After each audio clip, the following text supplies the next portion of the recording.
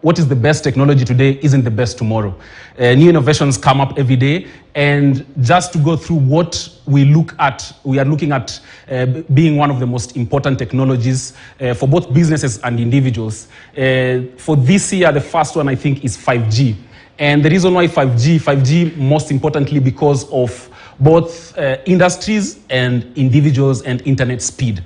In this sense, for example, and when Safaricom launched 5G, there was a good example from a Nokia director who is a Nokia director to Safaricom. He gave an example of the harvesting of tea. This is an example of how we could use 5G industrially. The harvesting of tea, perhaps, when they just started using machinery, and all these machineries are really, the tea that comes out of machineries are not as good as the tea that is picked physically.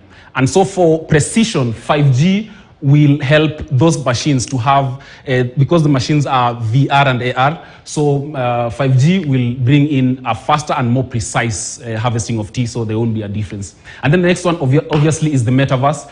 This was slow even in stocks because there was huge changes from a company being called Facebook to tomorrow it's Meta, and very many other changes that affected its stocks. But you can tell they invested a lot of money, and new, fresh companies are starting to pick it up. And the way they are picking it up is through immersive meetings, because it's the easiest way to apply this, and perhaps companies might save quite a lot. Companies like Microsoft have employers and offices in Kenya, and so an immersive world would be the future for them. And of course, the difference, if you want me to define Metaverse for you, is while we look at the internet for things, if I was to Google how far tech is in Kenya today, I will look at what is the results. But for the Metaverse, I will enter a world. It's like you are within the environment, looking at the tech physically using VR and AR. And that's why this year, AR, augmented reality and virtual reality, is going to be one of the biggest technologies. And of course, Web3. And just to explain, Web3 is more of an opportunity for us to own the internet. Because when it all started, the internet, let me just break it down from Web 1, 2 to 3. The thing about Web 1, it was you could only read. So companies would have static websites back in the day. You could only read the about and all those things. And then came Web 2, where you could blog now. You know, you have an opportunity now to feed the internet with information. Web 3 is the freshest one that allows you to at least own. And own because Web 2 had a problem. While you are writing and blogging and posting up on Facebook and Twitter, the problem is these companies from Google, Twitter to Facebook took data from you, took all your information from you and control. And now Web3 is an opportunity for us to own what we have. And that is huge for 2023. And then obviously what has been trending from November when it launched is ChatGPT, a chatbot.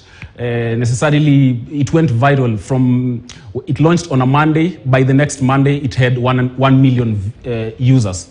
And such a chatbot came out, say, 5 years ago, but it didn't pick out quite well because of how much you need to invest in it. But this one has come at a time where people really trust technology, and investments have been made in ChatGPT, so we hope this will come true. And of course, just to mention, before I talk about the final bit of technology, which is sustainable technology, is how exactly could youth use ChatGPT and not misuse it? Perhaps it could, when in school, if you had a thesis written for you, ChatGPT could write a thesis for you. If you're in school, and perhaps also at work, it could write a report for you.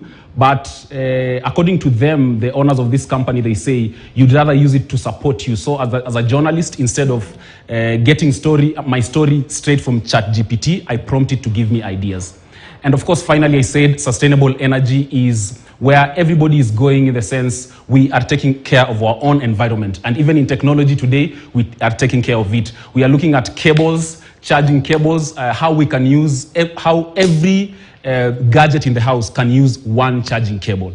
And obviously, companies like Spotify and Netflix use a lot of energy because they are cloud-based, and so such would be looking at using different type of technologies. All right, wow. Kelley Bosch, and He is our tech head here. So for some of us who are very archaic and don't know what exactly is happening in the tech world, I'm glad that we have such a young man of many capabilities to explain what is this ChatGPT we are hearing about. But 2023 Tech Outlook is very important.